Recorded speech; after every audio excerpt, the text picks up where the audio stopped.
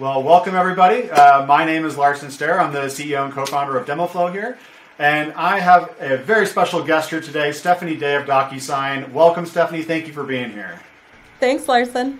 Really excited. And really the topic that you and I are going to be talking about here today, I'm really excited to get your perspective on, it's about discovery calls. And how do we keep discovery calls more conversational, make sure that we prepare adequately, but don't make it feel too scripted. All the while, we're kind of making it feel a little bit more conversational, disarming a customer, so we can just get more information and do a better demo and kind of prepare ourselves adequately here today. But before we get into any of that here today, I would love a little bit of background from you, Stephanie. Why don't you tell everyone a little bit of background on yourself? That'd be great. Yeah, well, I would say that in my first life, I was 100% sure I wanted to be an anthropologist. I wanted to teach, I wanted to write papers, I wanted to research. That's all I wanted to do until I got through grad school. And I realized academia was extremely isolating. And once you get deep enough in your research, no one really wants to talk to you about it anymore. That didn't really work for me. So like most, I think, pre-sales professionals, I stumbled my way into this career and I really never looked back. But I think my anthropology background probably did influence how I approach my job, how I approach discovery in particular, especially when it comes to qualitative research methods. So now I manage a team of truly amazing solutions engineers at DocuSign, and I'm trying to impart the lessons that I've learned mostly from the mistakes that I've made along the way. Certainly. That's where some of the best learnings come from, those mistakes. I hope so. Well, thank you, Stephanie, for that background. I really appreciate that. And I always really love speaking with people that come from kind of not the traditional backgrounds into this kind of field. I'm the same way. I was in medicine, and then I got into the pre-sales and all this type of background here. So appreciate you being with us here today. I'm really excited to dig in a little bit more on discovery and how do we make this feel more conversational. So I think to kind of get things kicked off here is the first question is, well, A, what is conversational discovery, and why is this such a critical skill set to the pre-sales community for them to be learning? So I'd love to hear your perspective on that. Yes, I don't know if this is the dictionary definition, but how I think of conversational discovery is it's discovery that is not designed around a Q&A, right? It's a genuine desire to just get to know someone and understand what they're trying to accomplish. So I think in way too many discovery calls, we start with this clear list of here's everything I want to find out. We're the ones asking the questions. They're the ones that are supposed to provide the answers. But conversational discovery is really customer-led, right? We're following where they take us. And it's our job to listen, to record, and to probe. But it is much more of a two-way dialogue than maybe a traditional discovery. Sure. I think it's important for SCs to have that skill because these days so much of our buying process really is happening between the calls, right? Not in the meetings. So when I'm actually in front of my customer, I think it's more important than ever that I use that time to understand the things that can't be easily conveyed through other means, through email, through questionnaires, that kind of stuff. I'm looking for the impact, the pain, I want the stories, I want to understand the people. It's all that stuff that no matter how many questionnaires I send out or how many emails I exchange, I'm never going to get that kind of deep level of information. So the amount of information I collect in a conversational discovery is a lot less important than the quality of information that I collect. And it should kind of feel like a warm hug for your prospect, right? It should feel like you're adding value to their decision process, not just your sales process, right? And I think it has really obvious benefits for the selling team. I think you get more information, right? Certainly more complete information in a conversational discovery.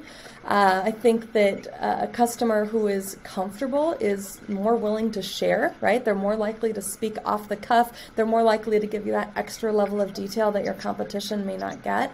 And I think it eliminates that us versus them dynamic that can show up in a sales cycle.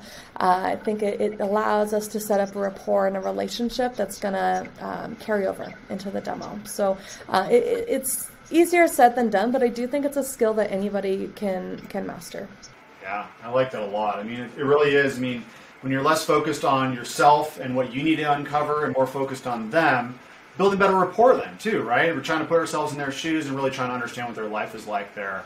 So that's a really good piece of insight there. Now, The second part of this is really critical and it's really tough, right? So when we're trying to uncover a piece of information, we're trying to be consistent, how do you prepare for these calls while still making it feel like you don't have an agenda or it's really scripted? Like, tell us a little bit more about the art of that and how you think about that. Yeah, I mean, I think I'm not dissimilar from other pre-sales professionals in that I want to go into every conversation prepared, right? So when I say conversational, it should have that off-the-cuff feeling, but it doesn't actually need to be off-the-cuff. I think that some of the best strategies are around preparing to be conversational, right? And so I don't personally think on my feet very well, right? Especially when I'm trying to listen to what somebody else says, I'm not really great at coming up with that next question. So I've actually leaned into that and said, let's start there. Let's work with that. And I spent the majority of the time just getting really good at my introduction, right? And I'm like, that's what I'm going to prepare. I'm going to make sure that I nail that introduction, because if I get it off to the right foot, it's going to go much, much better. And I practice and I practice and I practiced over and over again until I could deliver it naturally. So if you want, I kind of do that for you. My typical introduction, if it's the first time talking to a customer on a discovery call, it's going to sound something like, hey, great to meet you. My name is Stephanie. I'm a solutions engineer, and all that really means is that it's my job to understand what you're trying to accomplish and help design and deliver a solution that's going to do those things. Not too much and not any less than you need. So your account exec and I work exclusively with customers your size and in your industry, whatever happens to be true for that customer. So I'm happy to share some best practices that I've learned, but I also know that everyone's a little bit different, and those differences actually matter a lot. So I'm going to ask a bunch of questions from you today. I want to understand your current process, what's working, what's not, and really what an ideal solution might look like for your organization. But it's not a quiz, and I don't expect you to have all the answers. So if you want to defer something, get back to me. If you're not the right person to ask, or if a question just isn't relevant to you, let me know and we'll move right along. My personal goal, Larson, for this conversation is that by the end of this call today, we both are on the same page of how we want what we want this project to accomplish, and that I can make some informed recommendations for you on how we should proceed forward. Okay? So that's just kind of off the cuff and probably a little bit longer than I would normally do. But I've done a few things there, right? I've established credibility, right? I've let you know that I work with customers like you all day, every day. That's going to help instill some confidence and comfort. I've defined my job. Most people don't know what the heck a solutions engineer is. Most people don't know what a pre-sales engineer is. So I've defined my job and role in your particular process. Here's what I'm going to do for you. And then I've also given you an out for anything that you may not know, right? Made sure that you feel very comfortable knowing that I'm going to ask you a lot of questions, but you don't have to give me an answer to everything I ask. And then I think probably most importantly is setting up a mutual goal. What, by the end of this call, are you going to come away with? And that might look different for every customer. Yeah, I like that a lot. And what you did, even just when you were saying that to me, you're just disarming a little bit. It's just like, hey, you're making it okay that if I don't want to answer something or I don't know the answer, like, that's okay. But you're setting me up to say, like, this is what this is going to be like. I'm going to ask a lot of questions. And so you're almost kind of proactively disarming somebody, which is really great. That can be really challenging if you don't kind of set it up that way. Yeah, I think that's probably 80% of it, right? Is just having that initial disarming conversation where they understand why you're there, they understand what they're going to get out of that call. But I think the rest of it is, especially in terms of like how do you prepare for this, it comes from allowing the conversation to go where it's going to go. Because wherever that conversation goes is most likely what the customer actually cares the most about. So being prepared to be able to let that conversation go the way it needs to go is probably that next layer of preparation, right? So for me, what I do is I'll write down 4 or 5 categories of things that I know I want to talk about. Like that replaces your list of 30 plus questions. I don't have my individual questions. I just have my 4 or 5 categories. So they could be things like workflow, integration, stakeholders, whatever they are, right? And I'm going to come up with one question, one really good open-ended question for each of those categories. So instead of trying to ask everything, I'm just going to make sure I get the first question right. Having a nice open-ended question will hopefully get my customer talking a lot. I will fill in the blanks as I need to there, but it's going to create that basis of conversation. They've got a topic. Now I'm allowing them to choose what they want to talk about. Sometimes it's me prioritizing what order we're going to go through those categories, and sometimes I let the customer choose. I say, hey, here are 5 things that I want to make sure we talk about today. What's most important to you? It's another way to allow the customer to lead you to what matters most to them and also what they're most capable of answering in that particular call. Excellent. Well, thank you for that insight there. I think that opener is something everybody should be practicing just to start the call off on the right foot. But that does also lead the question, right? Sometimes we get people that are a little bit challenging, maybe a little bit, I don't really want to share a lot of information. So tell me more about that. Like, how do you deal with those types of situations when you're in discovery, you've done a good job of prepping, setting up the call? How do you help to disarm people even further if they're not very talkative? Yeah, I think the first thing to know is when I'm getting like a one-word answer for folks, I'm just not getting the information I need. That's usually feedback for me that I didn't ask the right question, right? So maybe my question wasn't open-ended enough, and I'm actually asking yes or no questions. I'm getting a yes or no answer. Or maybe whatever I asked was just not relevant to that particular individual. Or maybe they feel uncomfortable. I haven't really established that sense of rapport to ask some of the harder-hitting questions that I want to ask. So first and foremost, it's an important point of feedback that there's some work to do there. You may have to back up that call in order to get to a good place of rapport. But beyond that, I think that there are ways that you can get a customer to open up, right? The first way is to provide context to your question, especially if it's a deep question like, what is going to be your primary decision-making factor in this, right? If it's a question where they might want to keep their answer a little close to the vest, I like to provide context. So I might say, hey, the reason I'm asking is because, or, most of the customers I talk to prefer to do it this way because of this thing. Is that true for you as well, or are you approaching it in a different way, right? I'm going to always try to add context to whatever question I'm asking because it's providing information to your customer, right? They have a sense of, okay, this is why she's asking. It also creates a little bit of space between the point of time when you ask the question and when you want them to answer. So if they need a moment to think about it, you're creating that space by filling in some of the context for them. I also like to ask for examples. I ask for stories, right? This is really good data to have in your discovery call, and it also gets customers talking. So instead of just saying, hey, what system do you use? What does your process look like here? What is your workflow? What kind of resources do you have? I'm going to say like, hey, can you tell me about a time where that caused a particular problem for you? This sounds like a good process, but when something does go wrong, what is most likely to go wrong?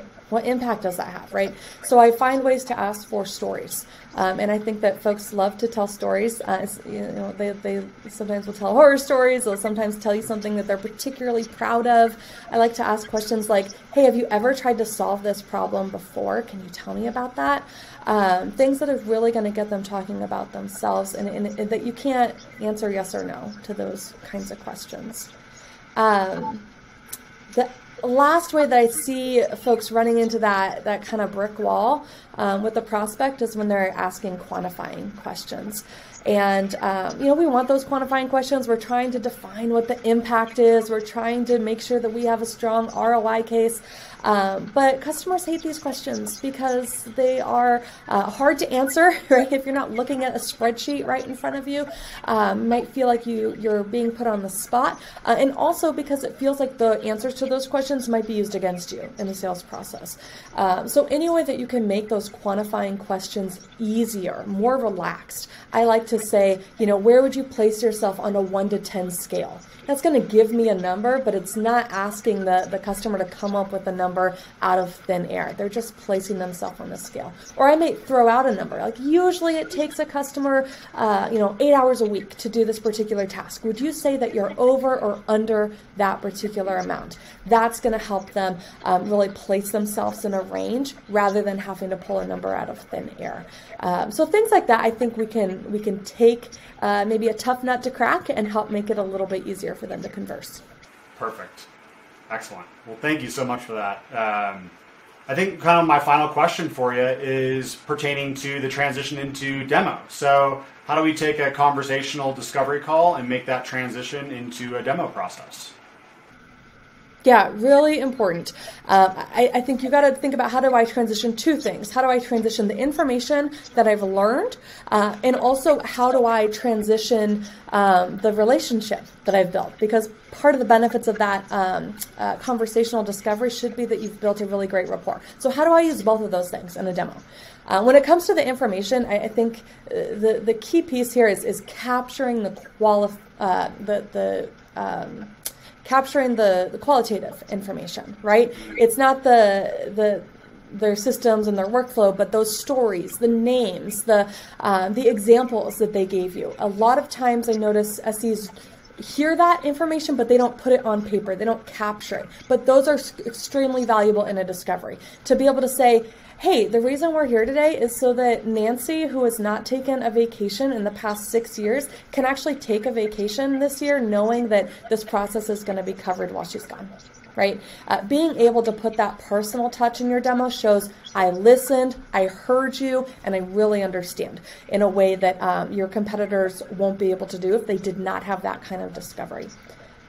The other piece, when it comes to your relationship and extending your relationship that you've built into the demo, I like to give whomever I'm having my discovery call with, whether it's one person or a few individuals, I like to give them a role in the discovery process, right? Or sorry, in the demo from the discovery process. So I might ask them, hey, would you mind introducing me? Before the demo, I can give you a few points of things to cover, or, wow, that's an amazing story. Would you mind telling that story to the rest of the group when we get to this point in the demo? Or, I might even, instead of saying like a what we heard slide, I may have the customer to present a what we shared slide, right? So they're actually saying, hey, here's the information that we shared during the discovery call. What that does is it brings them onto your side, right? They are now part of that presentation with you. They've got a vested interest, but you're allowing them to present on something that they really know about and understand. The other benefit of that is chances are in that demo, there's people who were not part of the discovery call. So it allows a credible voice for them to hear what was exchanged in that discovery call. So not every customer is going to take you up on that, but I highly recommend, if you've spent that time building rapport in the discovery, that you find a way to use that person in your demo. Oh, that's really great. And I really love the introduction piece of that. You're just saying, hey, and it's also in their words too. So there's just different stories that can be told at that time, which makes it really, really nice. So great way to introduce it, and I really appreciate that advice there. So I guess with that being said, thank you, Stephanie, for the time here today. I really appreciate it, and walking us through some of your best practices around how do we make discovery calls more conversational. So I really appreciate the time here today, and yeah, thank you for coming on. Yeah, I recommend everyone just have fun with it, right? Be a human. You're talking to humans. Discovery calls can be really a highlight of the sales process if you let it be. Indeed. Well, thank you so much for the time here today, and thank you again for the time.